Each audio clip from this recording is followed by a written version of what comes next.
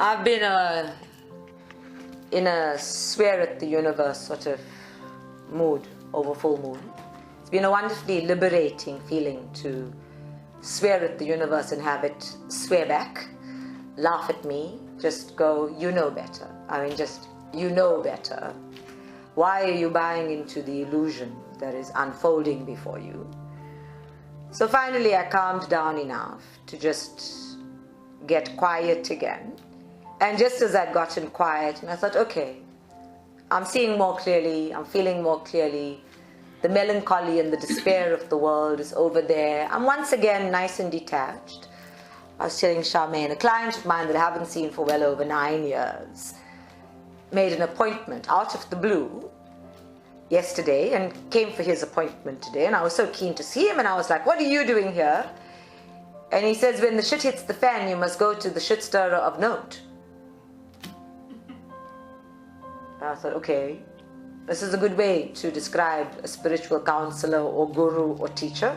Somebody who stirs the shit inside and encourages you either to get rid of it, look it in the eye and confront it and deal with it and heal it, or who might even on occasion help you to stifle it and suppress it in the hope that it will go away. But this is a very skeptical client. You know, he comes from skepticism. I must explain everything, I must substantiate everything. He eventually takes my word for it. I have to deal with his logical brain and his highly intuitive self. And it was fun. It was interesting that when the shit hits the fan in the universe, go to the shit stirrer, because he reckons that person can contain it, and that person will tell you how to deal with it, because they have the expertise. They deal in the shit after all. And after he left, and I thought about this and my argument with the universe and this big thing about how we are co-creating all the time, I thought, okay, this understanding that I am the shit stirrer, and that applies to all of you, by the way, and I am the fan, which applies to all of you, very by the way, and the container and the manager of all of that, gets overwhelming. It gets overwhelming. And that's when I go into denial about, actually, I'm not just the shit stirrer, and I'm not just the fan, and I'm not just the manager of all of that, that I might actually be the shit that's being stirred and thrown at the fan. To be everything that is happening in the universe even while I observe it. To be everything that is happening in the universe even while I experience it. To be the focal point, the fulcrum of this pendulum that is going in its spiral is overwhelming. It is bloody overwhelming. And that's when I need spirit the most. And I want to say, you deal with it. And I can't, because I cannot abdicate the focal point of the golden spiral that is in fact me. I can rely on the understanding that that focal point from which everything else flows is supported, that it is part of a bigger, vast universe of energy, and that God, however you perceive it, is on my side, that the universe is on my side, that everything that shares the same elemental beingness is on my side. But damn if being the focal point isn't just bloody annoying on a regular basis. Especially when you never get to rest from it. You always have to be that focal point. You always have to be the focus from that focal point. You have to be vigilant about how that pathway is unfolding and where you're going with it, whether you're being reactive or responsive, whether you are in the now moment or coming from the past, whether you are surviving or living. I mean, there are all of these questions. And then, of course, the general knowledge and agreement. There's no reward. So what did I say to the universe? What were you thinking? And of course, the universe doesn't think.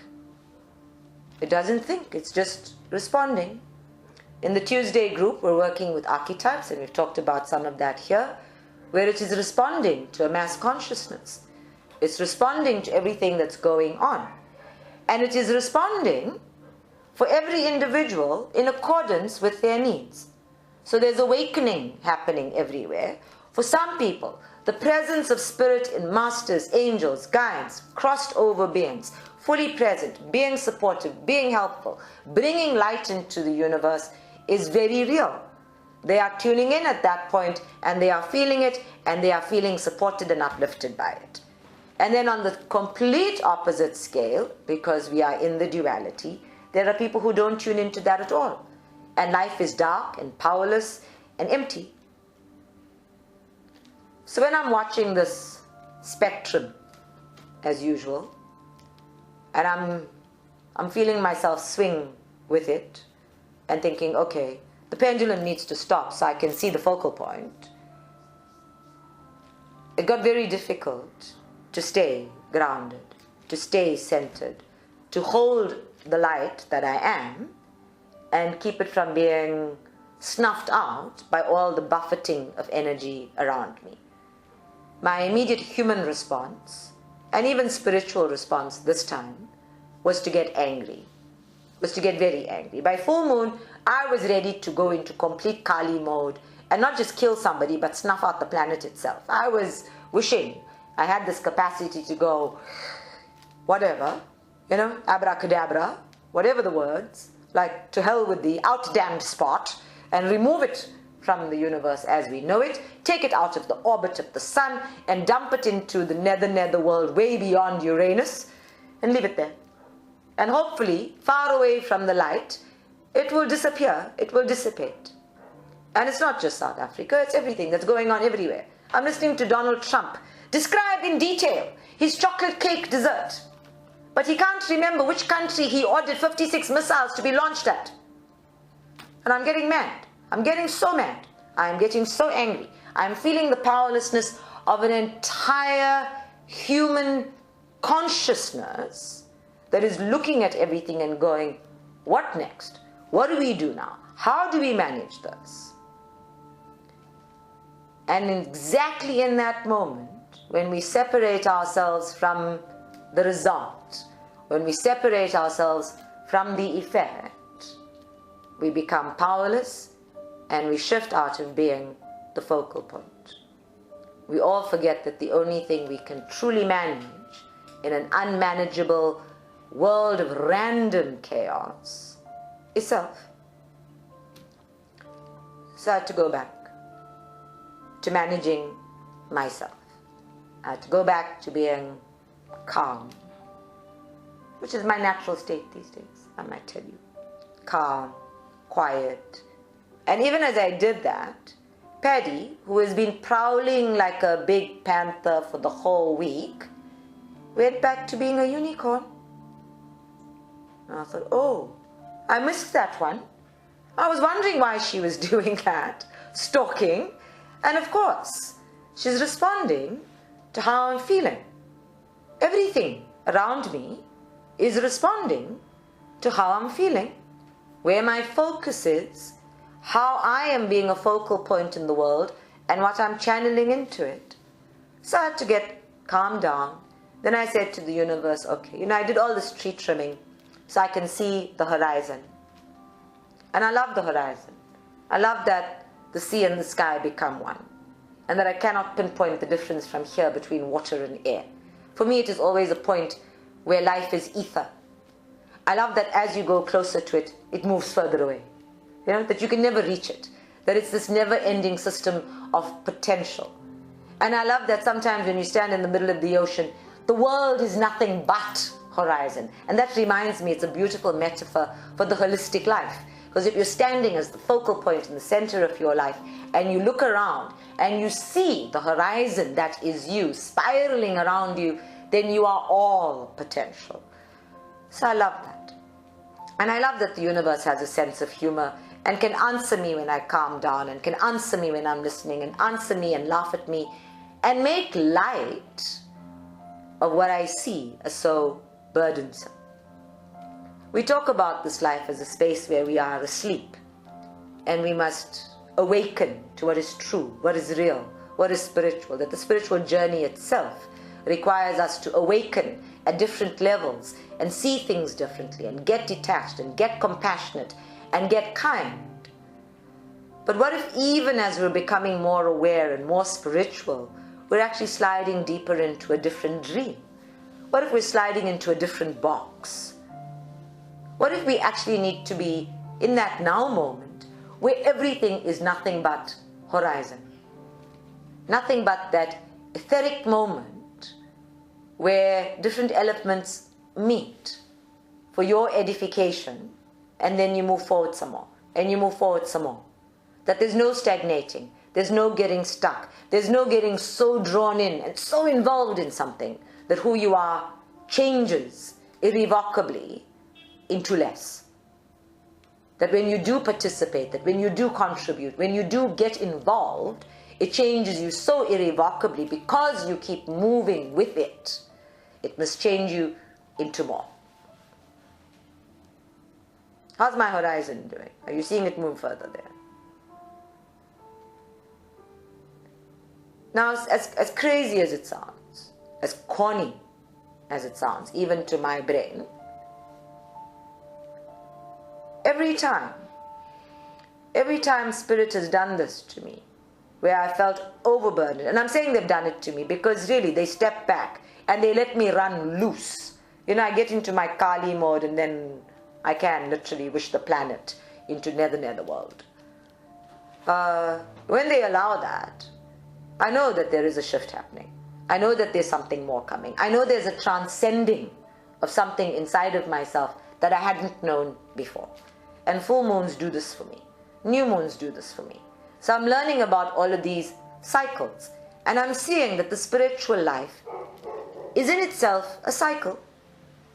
That even as we outgrow and we spiral and we become something, and we think that we are taking everything we learned with us, that we're becoming more. That's a duality game. The more goes with the greed and the comparison and competition of the ego game.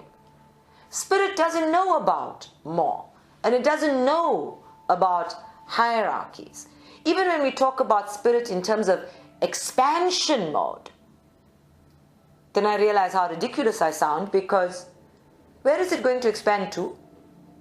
Where is it going to expand from? If it is all that is, what is this expansion we are talking about? And the language we use separates us from everything that we're connected to. Everything. Even that horizon, when I see it, it gives me something to aspire to, something to move towards, because my human brain requires it to make valid what I am experiencing. And yet, even that is an illusion. I might be awake enough to see it, but the minute I tune into it, I'm going into another dream. I'm going into another sleep, so to speak, and then I will have to wake up after that as well. So I said to Spirit, enough now. I'm tired of sleeping and waking and sleeping and waking. Only my body needs to sleep. I want to stay awake all the time. And they said, that's hard work. Are you ready? Who is she barking at? I don't know. I don't know if there's not somebody that you get. Okay. The remote is on the table. And I thought, hard work. Which part of this has not been hard work? You know, why are you giving me fair warning now, 15 years into the center, that this is hard work? Which part of this has not been hard work? And of course, in the usual cheeky fashion, all of it. All of it has not been hard work. Some of it has been fun. Some of it has been relaxing. Some of it has been interesting and adventurous. Don't let your brain send you up on another spiral. None of it actually has been hard work. But now we are telling you it will be hard work. It will be difficult. It will be challenging. And you have got to choose it before you use it. I was not impressed. I was not inspired. I was not motivated by being informed in advance that it is hard work. I remember my teachers telling me this and using it to motivate me and inspire me. This doesn't work for me. Don't tell me it's hard work, because now I'm sitting still. I don't want hard work. Your job as spirit is to make it easy. And they said yes. Of course it is. We'll help. We'll support. We'll do anything that is required of us. And still it is going to be hard work for you. So for a while there, I got lost in that conversation. And I have to admit, I seem to be doing that a lot these days, you know. It's like spirit is talking spirals around me. And I'm dizzy by the end of it. And then I realized I had to sit again, quietly, wait for my brain to rest, you know, to take a rest from what was happening. And I thought, that's how I think. I think that every time I have to strive, I have to reach for something. See, just the language itself. I have to strive, I have to reach, I have to stretch, I have to blossom. And even thus, when I know that sitting, being quiet, getting still, allowing the universe to roll in ecstasy at my feet, oh my God, these two conundrums in my head make everything hard work. I, who have learned how to bring things back to basics, to keep things simple, to protect my peace of mind, am complicating it. Even at this level, I am complicating it. Now, I have no idea. I have no idea where the next part of the journey with spirit goes. I have no idea. But I fully expect that it's going to be hard work, that I'm going to suffer along the way, that I'm going to have to sacrifice something along the way, that I'm going to have to lose something along the way. And that's my past experience talking. That's my brain talking. That's my mind at different levels fighting against what is unknown even now. And it is the even now that takes me by surprise. Even now, despite faith, despite pilgrimage, despite trying so hard to make this life a pilgrimage, even now my brain is producing an argument that goes against my grain and yet seduces me into believing it. So last week we had a whole discussion about how the brain works, right? And we had discussions about different types of mind. And we had discussions about how the brain goes into denial while your cellular body knows things. We've talked in the past about how the zeal chakra directly connects to the sacral chakra along with the third eye, the back of the third eye, and goes right down there to that psoas muscle that is holding the information of lifetimes, that is holding the trauma of lifetimes, that is holding your place in the world, your purpose in the world, your passion in the world of lifetimes. We talk about all of those. And even then, my brain is saying, gonna be hard work, gonna strive, gonna suffer, gonna struggle. It knows all of those dirty S words. You say Satyam Shivam Sundaram, it goes, yeah, we know that. And then it goes right back to all those dirty S words. And how often have I had this fight with my brain? Drilling down, right? Drilling down, fighting, fighting, fighting. So I asked Spirit, how much learning do I have to do? And more to the point, how much unlearning, really, how much unlearning do I have to do? To be without this processor, without this seduction into the illusion again. And Spirit said, it is because you are sitting in the pendulum between learning and unlearning, and learning and unlearning. And you are creating your own infinite tangle between the two.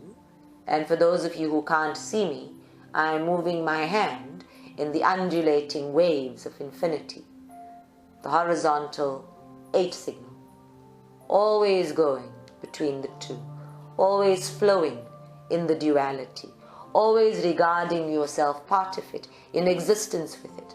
And that great grand illusion has not been sufficiently challenged for you to move beyond it.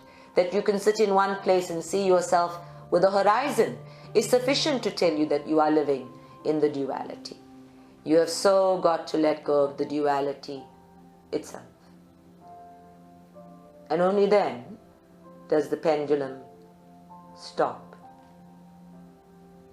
When you get in a zone, when you get into that quiet zone of oneness, in the gap, in meditation, and the pendulum feels like it stopped, that one moment, and even without trying to grasp it, or even without trying to define it, where you just allow yourself to feel it, and you allow it to move you into the next moment, that single moment is where the pendulum is stopped, and you've moved beyond the duality, not necessarily into oneness, which is a whole other illusion, dream, drama, aspiration, inspiration, whatever, but just that space where the pendulum has stopped, where the clock has stopped, where the golden spiral, which speaks to all creation, is not spiraling anymore. That stillness. We talked about this last week, remember? Yeah? Now that getting the pendulum to stop, that getting in that zone and holding it long enough, just long enough, so that you have enough clarity to see that horizon clearly and come back to the zone. Because we're on the physical plane, we require that. We require that interaction. We require this knowing what is going on within us and outside of us. Now we have learned enough in this group to not focus so exclusively on what's going on outside of us, to come from inside first. So now we're talking about when we are coming from inside, where inside are we coming from to manage the shirt, to manage the fan, to manage the flow, whatever, the fan is sending it someplace, to manage that simultaneously, to keep the horizon from not moving.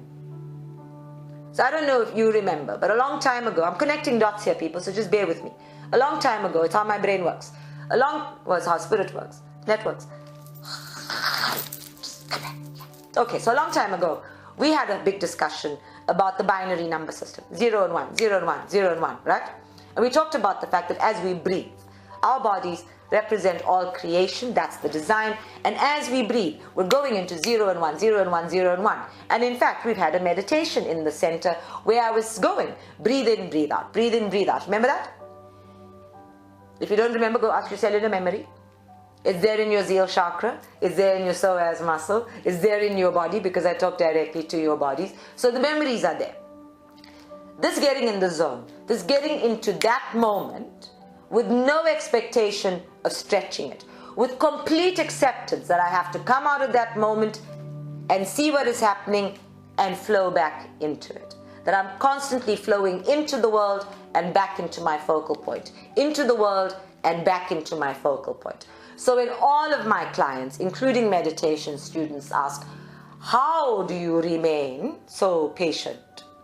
This on the understanding that I'm the most impatient person I know, by the way. See, my own view and their view. How do you remain so calm? Me? Calm? Hello? Like, no. I'm just like over the top loud about everything. And I'm swearing and shouting and being I don't know how people get this other view of me. And then I realize it's I come from my focal point and I flow outward in the world and I interact and I flow back. Here in my private space with spirit, I can be a total shirt because I'm completely unconditionally loved. I mean, they don't care if I'm in a bad mood. You know? When Demir comes up the stairs, he checks if I'm smiling or not. Then he can decide whether I'm in a good mood or not. Spirit doesn't check if I'm smiling or not. They don't care what my mood is. They love me anyway. So here, in that zone, I can be crazy. I can be a brain gone mad. I can be whatever, and spirit will keep me sane. They will keep me on track. But when I'm out there interacting, when I slide out of the zone, where I am at one, out of the duality, in a space of peace, actually, being who I am, and I have to go into the world, which is what you do all day, every day. You do this all the time. My world comes to me. They come into my zone. So really, my going out into the world is a small shift. Your going out into the world is a big shift. And you have more shit to deal with. Yeah? Yeah. And here when I have to deal with stuff, spirit is fully present. It's here. When you have to deal with it, who knows? So when you leave your focal point, you might get up in the morning, meditate, be quiet, get calm, and then you have to flow into the world. What happens? You flow into the world and you stay there. You don't flow back. When do you flow back? The next time you go to meditation? When you're sitting quietly in your car or you're asking the angels for help, you might flow back. That shift from who you are and going into the world, moving out of zero and going into one, which is a really bad representation because actually you're going into duality from zero. You're going into duality and playing there and playing there and playing there, and then one must remind you to go back to zero. And yet with every breath, automatically, intuitively, instinctively, you are breathing in and out and doing the 0 to 1, the 0 to 1, the 0 to 1 all the time. So in our consciousness, in our awake state, we need to stop and go, this is not hard work. This is natural. This is innate. I can actually go from 0 to 1, be, and flow right back into 0. Firstly, from all of the tools we have learned already. One of the biggest ones we're using this year is living intentionally. So I go intentionally from 0 to 1, and I return intentionally from 1 to 0, even if I have to return to the same thing, to the same situation, to the same circumstances. And because we live in a world where nothing gets resolved immediately, we very often have to go to the same circumstances. But even if you're in the middle of those circumstances, there is nothing stopping you from taking a deep breath in and going, okay, returning to 0. In the States they call it ground zero, right? Where the Twin Towers were bombed and there's nothing left. Very sad state. Let's not call this ground zero. Let's call this source 0. We go back to source. We go back to 0. Going back into that moment, that focal point of clarity that your body actually knows really well. It knows it because when I say take a deep breath in, let's get grounded, let's get present, Pavlov effect, after 3 years, your body knows it's in meditation. It goes deeper into meditation every time because it knows it. Depending on what kind of day you had and how present you can get, it will have a different depth of experience. But there is no question for me that it will go deeper than it went last year or the year before. And all I want is for you to be able to go to that space regardless of where you are. Back to 0, going back to 0, going back to 0, without my voice taking you through an entire process. Your body is trained for it. It already knows how. Somebody said to me recently, oh, I like your meditations. When I listen to them, all the tension in my shoulders go. And I don't recall saying to anybody in meditations, please get so relaxed that all the tension in your shoulders seeps out. And yet that is a result. Yeah? When you do transcendental meditation, they teach you a mantra. Now you know everybody in transcendental meditation, you've heard of TM, right? Yeah? And the practice of TM is that they give you a mantra that is specifically yours. Exclusively yours. The 30 other people in your own class are doing it is neither here nor there. But this is your mantra and you get to repeat it. You get to do the sit quietly, get focused, repeat it because it's the Pavlovian effect on your body. The Pavlovian effect is that you ring a bell, the dog responds to the bell and gets food. That's what Pavlov did, right? He tested that if you can ring the bell and you give the dog food, the dog has the expectation that every time the bell rings, it will get food. Then you can ring the bell and not give the dog food, and it will be salivating anyway. So you can make a dog hungry by ringing the bell.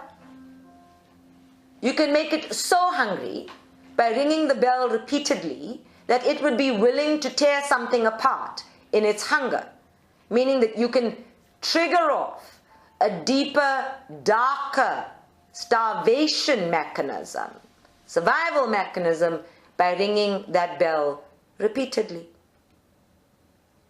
Thankfully, we do not have to use the Pavlovian effect negatively. We can use it positively. So you have the Pavlovian effect going. I mean, Fatima falls off to sleep when I start talking. Even when I say, sit up straight, get awake, she goes into goofed state. Everybody's doing that. You're transcending out of your bodies, you're getting calm, you're doing all of these things. And a lot of the work that we do gets started while I'm in the chat already. Because your body is already responding to my voice and it's settling in and it's she's eventually going to stop talking and then she's going to say, get grounded. You know, it's prepared. It's all ready. Exactly like it is everywhere else, where my voice isn't.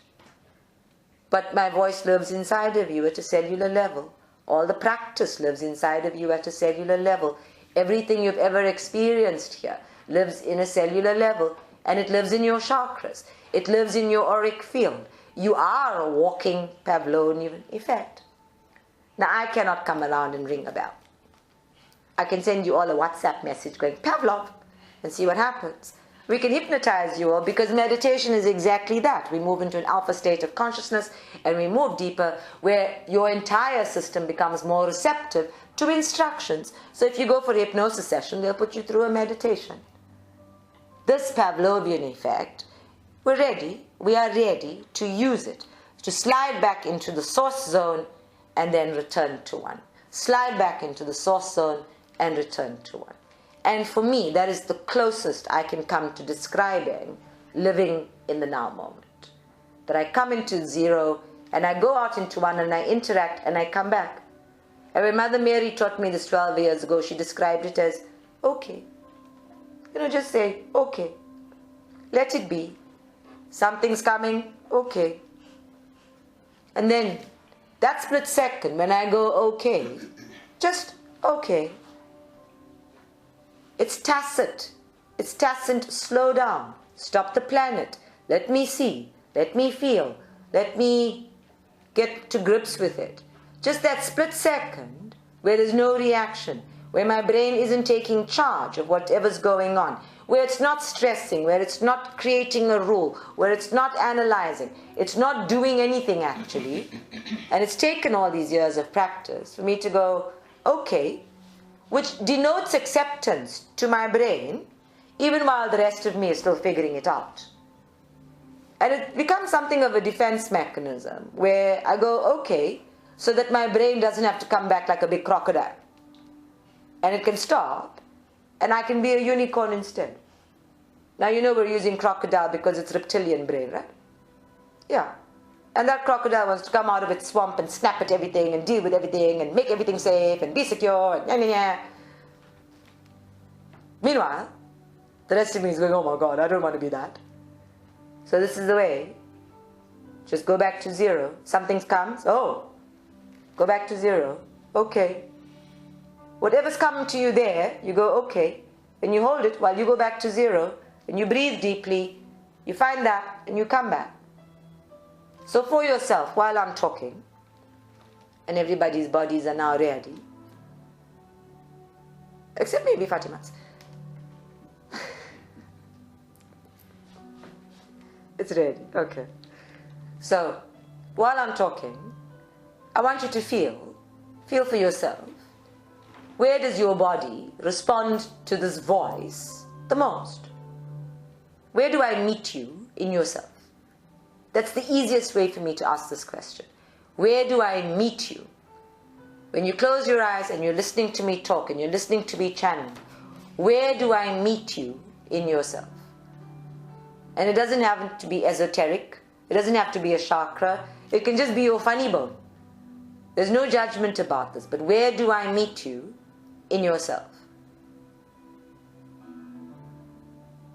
Ah, that's so cute. Thank you.